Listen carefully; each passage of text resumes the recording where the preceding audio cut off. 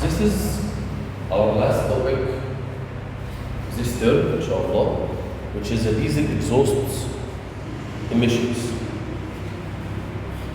Diesel exhaust emissions are similar to gasoline emissions with one main difference. Gasoline emissions were unburned hydrocarbons HC and the carbon monoxide CO and nitrogen oxide NOx. The difference between the diesel emissions and gasoline emissions is the particulate matter, the PM. Okay? Particulate matter are simply large carbon particles.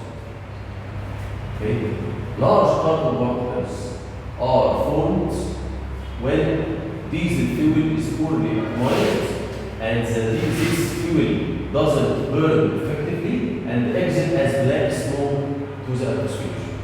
You never see black smoke coming out of gasoline vehicle. You might see white smoke, you might see blue smoke, but you never see black smoke coming from gasoline vehicle. But you always see black smoke coming out of diesel vehicles. This black smoke is caused by the particulate matter. We have three main after treatment systems to control the emissions of diesel engine. Diesel particulate, the particulate to these three systems counteract the effect of these emissions. In order to counteract the effect of unburned hydrocarbons and carbon monoxide, we need an oxidation catalyst. Okay? This oxidation catalyst converts hydrocarbons to H2O and CO2, and carbon monoxide CO converts it to CO2. Okay? For the NOx, we use selective catalytic reduction SCR technique. And for the particulate matter, I told you the particulate matter are solid spheres, they are solid particles. So we use a DPF filter, diesel particulate filter. It's a filter to prevent the solid spheres, which are the particulate matter, to exit from the system. I have a quick question. In gasoline engines, we use only one catalyst, which is the three-way catalyst. The three-way catalyst converts HC to H2O CO2, converts CO to CO2, and converts NOx to nitrogen and oxygen. Why don't we use catalyst as a three-way catalyst here in diesel engine? عشان ده بيعتمد على عملية عملية الحرق أو الوحشة هو particulate matter اللي بتطلع. ماشي على particulate matter ماليش دعوة بيها دلوقتي. بقول لك في الجازولين أنا عندي HC، أنا عندي CO، أنا عندي NOx. استخدمناهم الثلاثة الثري-واي كاتاليست كونفرتر. هو كونفرتر واحد بس الثري-واي كاتاليست استخدمناه يعالج الثلاثة.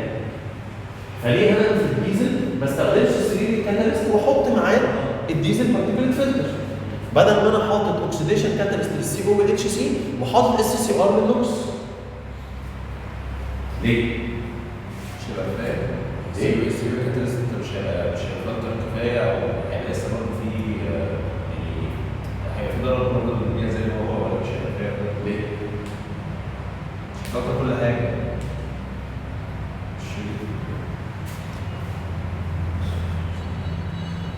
If you remember, which is it should be common knowledge, three-way catalysts must operate at stoichiometric conditions at lambda equals 1. Okay? And diesel engines always run lean. So if you run lean with three-way catalysts, the three-way catalyst will be ineffective in reducing all these emissions. That's why we need a separate catalyst for the CO and HC and a separate catalyst SCR with the NOx.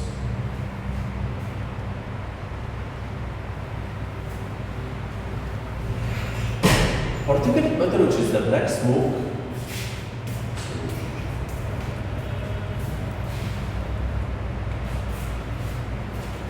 particulate matter, which is the black smoke, results from the incomplete combustion of diesel fuel.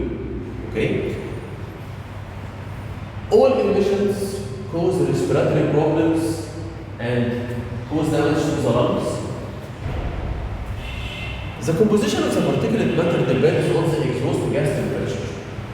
If the exhaust gas is over 500 degrees Celsius, the particulate matter are small spheres of carbon, okay, with slight percentages of hydrogen. But if the temperature is less of the exhaust is less than 500 degrees Celsius, the particulate matter are then still the smallest solid spheres but coated with unburned hydrogen, condensed hydrocarbons. Because the temperature is over 500 degrees, it's small spheres of carbon. If the temperature is less than 500 degrees, some hydrocarbons condense over these carbon spheres, and they might contain inorganic species like sulfur and sulfuric acid.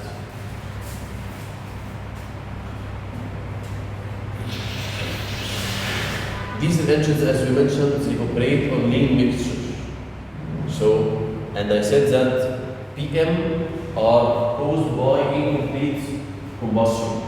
So how are those two contradicting points happen?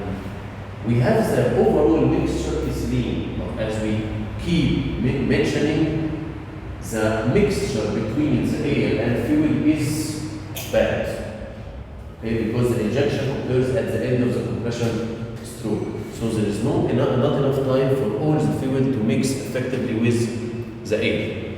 So there is always rich regions within the overall lean mixture. Okay?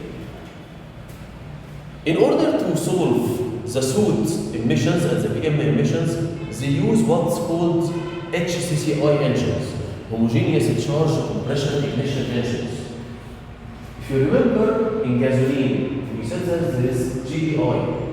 GDI is gasoline direct injection, is where they treat gasoline such as diesel engines. HCCI is the opposite of this. They treat diesel engines as gasoline engine, and they inject the diesel fuel at the beginning of the intake stroke.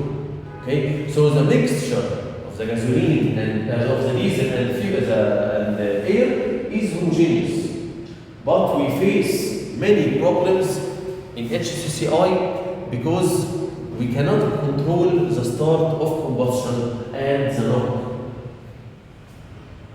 Okay, because still HCCI engine, the combustion starts with self-ignition.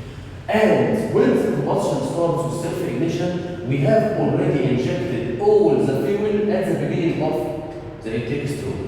So the combustion will be severe and there will be high levels of knock, and you cannot control the start of the combustion.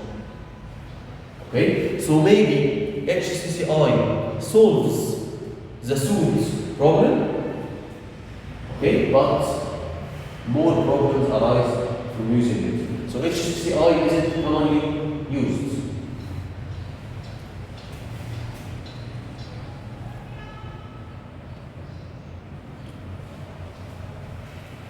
Diesel particulate filter, the DPF, it removes approximately 70% of the soot emissions. Okay?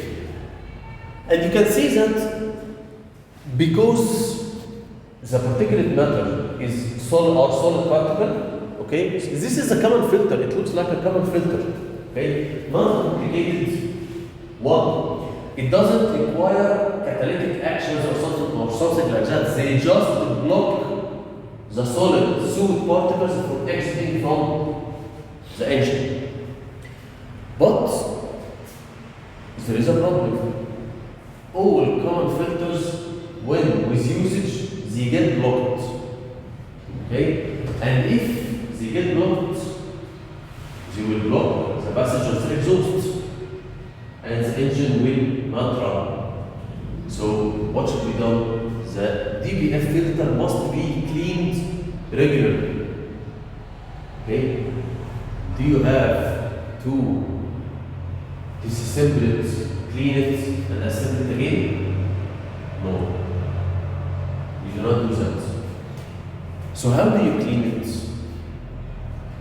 You simply clean it by burning the carbon particles, which are the PM matter. If you burn it, they will turn into CO2, which will exit to the atmosphere. So how do you burn it?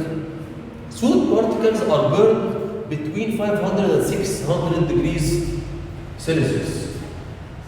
This temperature is higher than the exhaust gas temperature.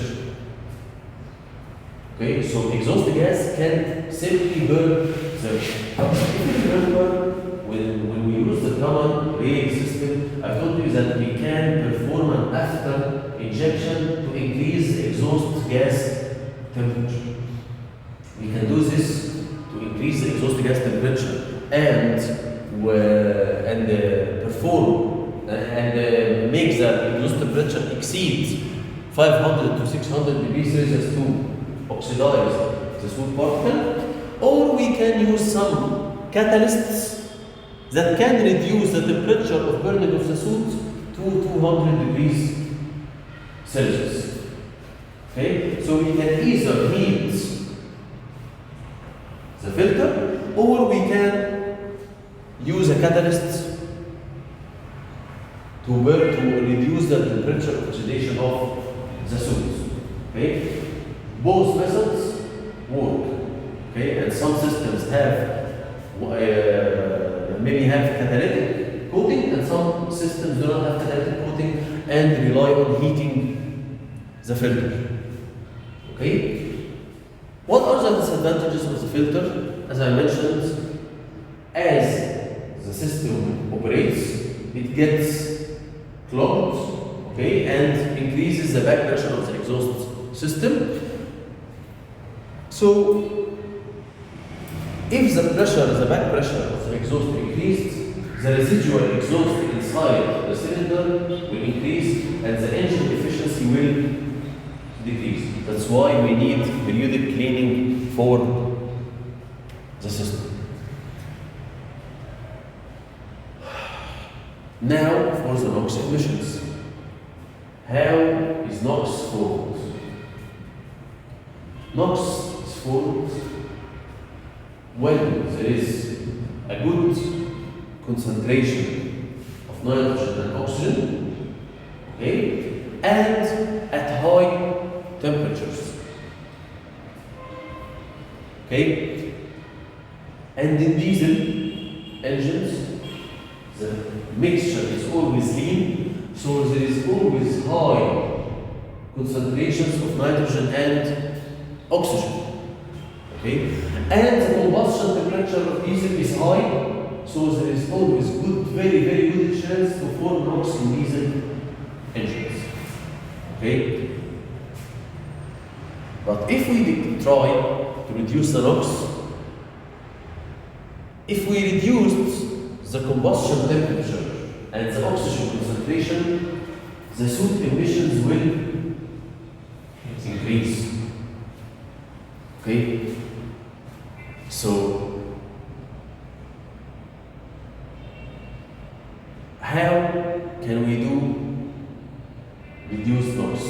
Because if we reduce NOx, okay, we will increase the soot. So the techniques that are required to reduce the soot increase the NOx, and vice versa. Because soot can be eliminated with large O2 concentration, oxygen concentration, and high temperature. These same conditions increase the NOx, which is the dilemma of diesel engines. Okay? So how do we control the NOx or reduce the NOx? We can use, if we want to reduce the NOx by decreasing the combustion temperature, temperature, we can use late injection timing or EGR.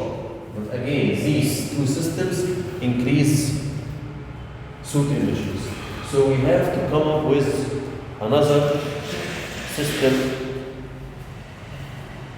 to reduce the NOx, which is the SCR. But do you know EGR? You have an idea about it? EGR is exhaust gas recirculation. It's when you take part of the exhaust gas and recirculate it with the intake air to enter the engine. Okay? You see that here from the intake, the engine combusts the fuel mixture and exhaust exits. The EGR valve returns part of the exhaust back to the intake to replace part of the fresh charge. Okay? If you replace part of the fresh charge with exhaust, you reduce the oxygen concentration. And if you reduce the oxygen concentration, you will reduce the combustion temperature and you will reduce NOx emissions. But again, this method will increase soot.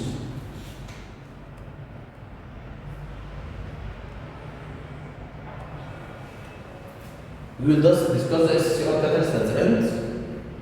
Let's talk quickly about the oxidation catalyst, which is a two-way catalyst, which is a catalyst canister that has a large surface area and has active catalysts like platinum or vanadium. These catalysts easily convert or oxidize CO to CO2 and HC to H2O and CO2. Okay? They require slight high temperature. Okay? When the temperature increases, the conversion efficiency increases, and they work effectively above 250 degrees Celsius. As I told you, at low temperature, but at cold start, mostly all catalysts are ineffective. Okay?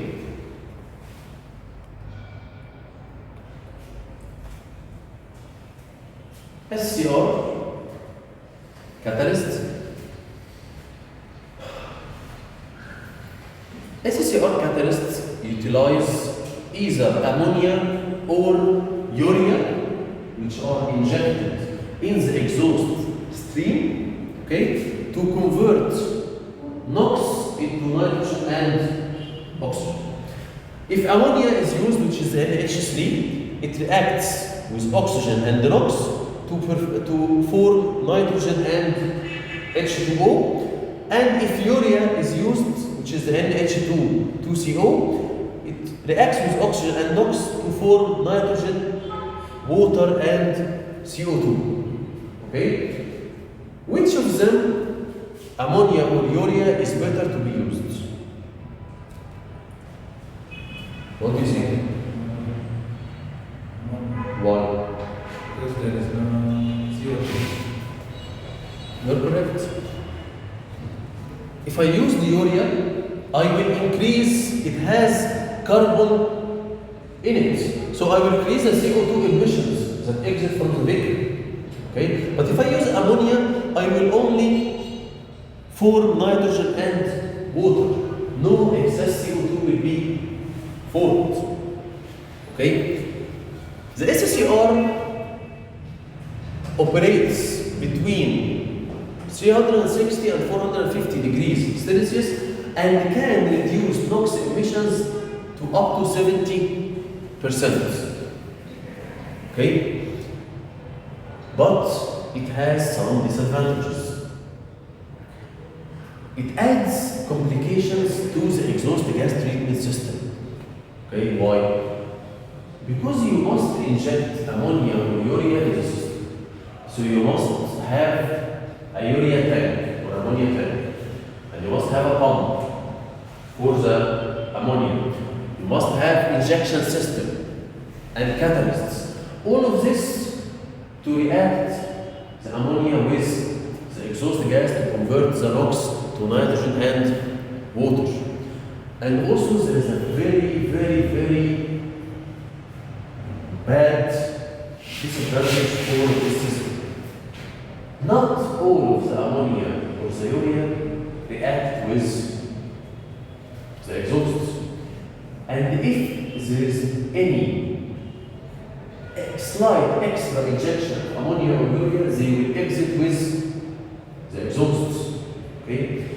And ammonia, untreated ammonia, is very toxic and flammable. Okay? So you can, if the catalyst isn't working effectively, you can release untreated ammonia to the atmosphere. When does the catalyst operate effectively?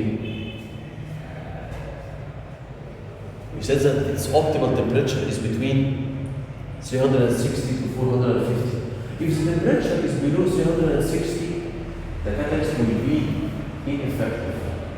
Okay? So any injected ammonia during this period will not react with NOx and will be discharged from the exhaust system as untreated ammonia.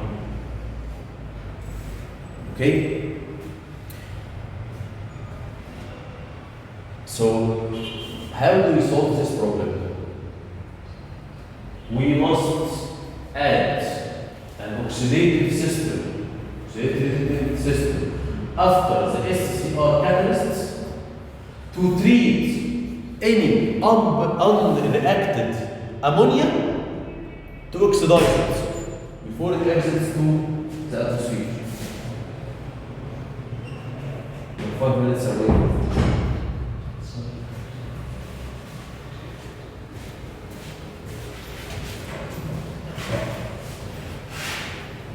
So now, to control the untreated ammonia, we have to add an oxidative catalyst after the SCR catalyst, which adds to the cost.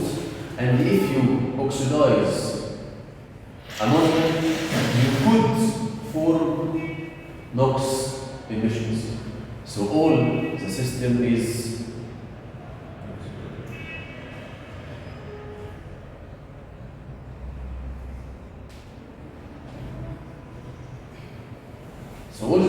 costly and complicated.